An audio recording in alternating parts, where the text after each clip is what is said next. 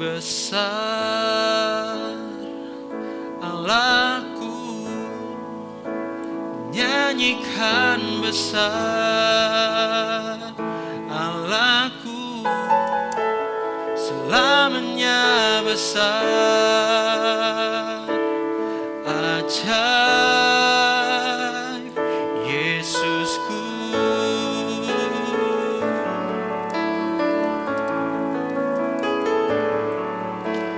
layak disembah, Kau Raja segala raja. Hatiku bernyanyi, Kau besar.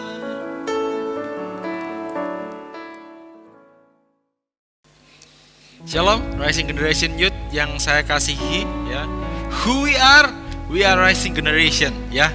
Oke, di rumah tapi jangan malas-malasan. Di rumah itu kesempatan kita untuk bermesbah bersama keluarga kita, bermesbah menyembah Tuhan, ya. Jangan hanya menjauhi corona, tapi doakan juga supaya wabah ini cepat selesai. Karena doa mengubahkan segala sesuatu. Amin. Ya, ayo nyembah Tuhan, ya, puji Tuhan. Kita buka Matius 4 ayat 10 untuk mengantar firman Tuhan singkat kita, renungan firman Tuhan singkat. Saya bacakan, demikian bunyi firman Tuhan. Maka berkatalah Yesus kepadanya, "Enyahlah iblis, sebab ada tertulis, engkau harus menyembah Tuhan Allahmu, dan hanya kepada Dia sajalah engkau berbakti." Ya, saudaraku, ya, waktu itu Yesus diajak ke satu gunung yang tinggi. Dia dilihatkan bagaimana kemegahan dunia dan segala isinya. Kata iblis apa? Ini loh, bisa jadi milikmu. Sembah aku. Sembah aku. Loh, iblis tahu, saudara, pentingnya penyembahan, ya. Iblis tahu luar biasa sekali, ya. Jadi ini. Jadi anak Tuhan harus tahu juga pentingnya penyembahan lebih dari iblis, saudaraku, ya. Jangan mau kalah sama iblis, saudaraku. Iblis itu luar biasa, semuanya tahu. Melawan kita dengan firman Tuhan, dia tahu, ya. Makanya pengenalan kita akan Kristus, penyembahan kita akan Kristus, pengetahuan penyembahan kita akan Kristus, keintiman kita harus melebihi iblis, saudaraku. Ya, saat Ayub mau dicobai, iblis sama duduknya, ya, menghadap Allah, saudaraku. Loh, betapa iblis itu luar biasa, ya. Bahkan cakap-cakap sama Allah sebelum Ayub dicobai itu, ya. Jadi, ayo kita mau belajar penyembahan. Ketika Yesus dibawa ke gunung dan ditawarkan segala kemegahan dunia itu, saudaraku, ya, iblis ingin penyembahan yang sejati itu berubah. Dan iblis juga kepengen itu ada di dalam anak-anak Tuhan yang sekarang. Iblis pengen menghancurkan mezbah, ingin menghancurkan mezbah penyembahan anak-anak Tuhan dan membangun mezbah yang lain. Ya, hati-hati, saudaraku. Membangun mezbah yang lain bagaimana?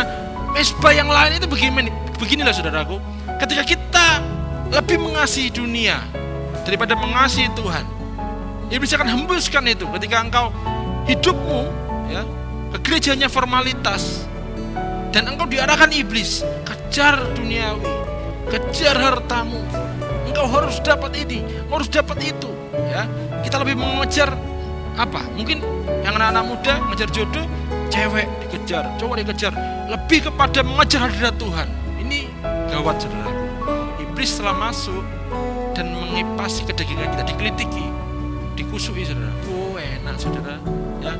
Saya kalau sama istri, ya, atau sama anak, kalau saya lagi gatel gitu, ada mungkin gatel, pakai bedak, dikusui, ya, rasanya luar biasa, saudara.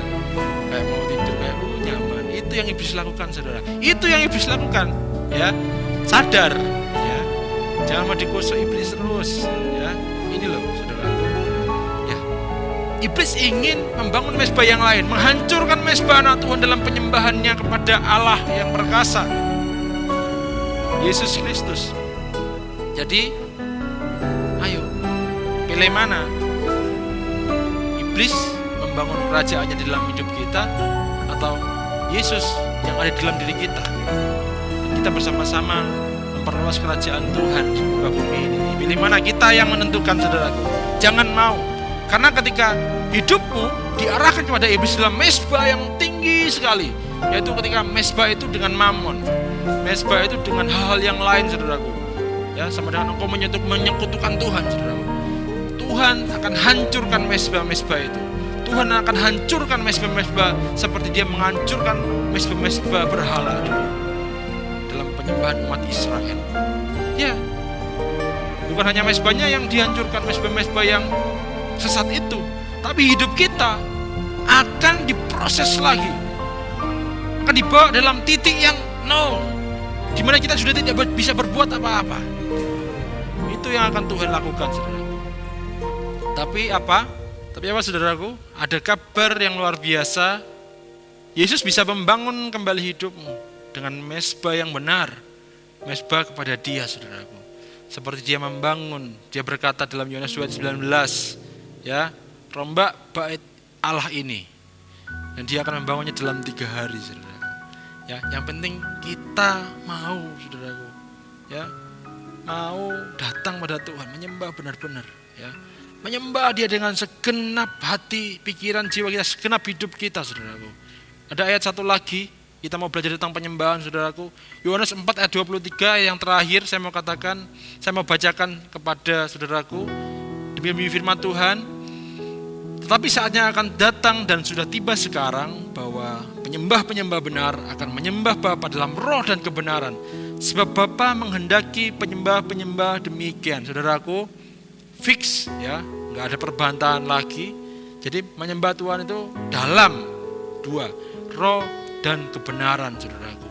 Jadi orang Kristen, orang-orang percaya harus menyembah Bapa dalam roh dan kebenaran. Ada satu ayat yang mengatakan begini, Allah adalah roh. Kita juga harus menyembah Dia dalam roh, saudaraku. Ya, jadi ayo kita mau belajar. Jangan timpang ketika orang percaya hanya punya kebenaran. Ini luar biasa, saudaraku, firman Tuhan itu. Menyembah dalam kebenaran saja itu tidak cukup. Kenapa? Banyak orang, ya, yang benar tapi tidak berhikmat, saudaraku, ya, gampang menghakimi, saudaraku, merasa paling benar sendiri. Banyak orang benar ini merasa apa yang difikirkan, apa yang dilakukan ini paling benar sendiri, ya. Dia enggak terima pendapat orang lain, apalagi orang yang paling benar itu sudah lama Kristen, saudaraku, dari lahir mungkin, ya. Wow, aku wis Kristen suwi, ya. Aku ngerti, ini hidupku, ya. Fokusnya hanya kepada diri sendiri, padahal fokusnya Yesus itu bukan cuma engkau menyembah Allah saja, ya. Tapi dalam menyembah Allah, engkau juga bisa menjadi dampak buat orang lain, saudaraku. Amanat agung, saudaraku. Pergilah dan jadikanlah semua bangsa muridku, yaitu Yesus. Dan kita suruh membaptis mereka dalam nama Bapa, Anak dan Roh Kudus, saudaraku. Jadi bukan self-center, sudah bukan bukan diri kita fokusnya, bukan hanya diri kita sama Tuhan. Akhirnya kita melalaikan apa yang menjadi firman Tuhan. Ada yang jadi amanat agung, saudaraku. Ya, karena seyogyanya dan sebenar-benarnya hidup orang Kristen harus jadi terang dan garam.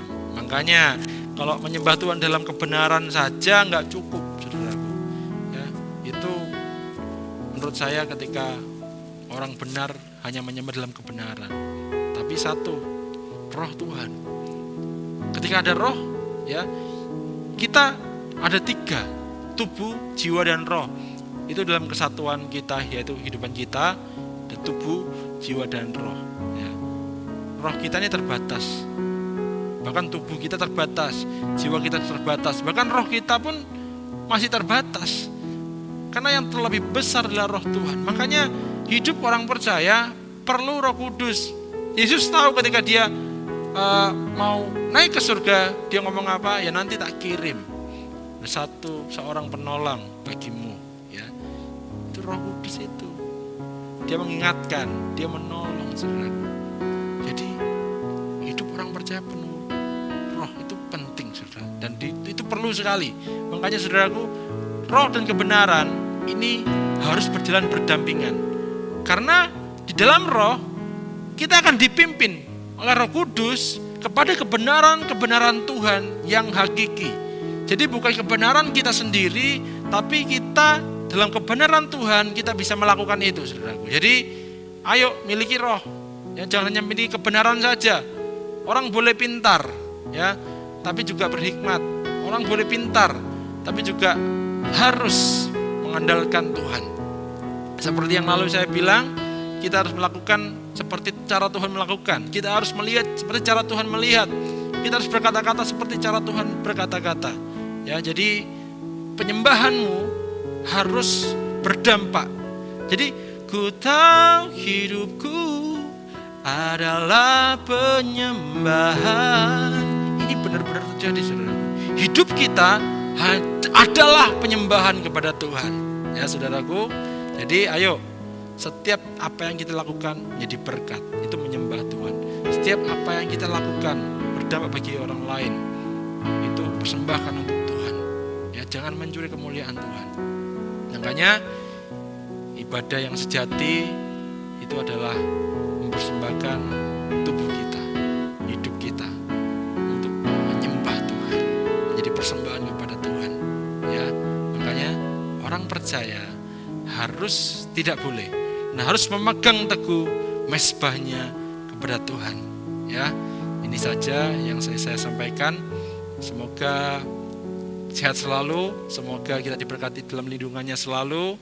Berdoa terus di rumah saja, bukan berarti kita itu malas-malasan. Sekali lagi saya mau katakan, ya, tapi kesempatan kita untuk mempererat keintiman kita dengan Tuhan dan dengan keluarga. Ketika kita bersatu dalam keluarga, juga di situ ada penyertaan Tuhan. Luar biasa, saudara, berkat Tuhan akan dicurahkan, sukacita surga akan dicurahkan, dan kehidupanmu dan keluarga akan disertai Tuhan dengan sukacitanya yang luar biasa. Ya, memberkati setiap orang yang kita temui, memberkati setiap orang, setiap bangsa, setiap suku, setiap kaum yang kita layani. Ya, puji Tuhan. Inilah dari saya, firman Tuhan singkat. Jangan pernah patah semangat, terus berjuang. Tuhan Yesus memberkati.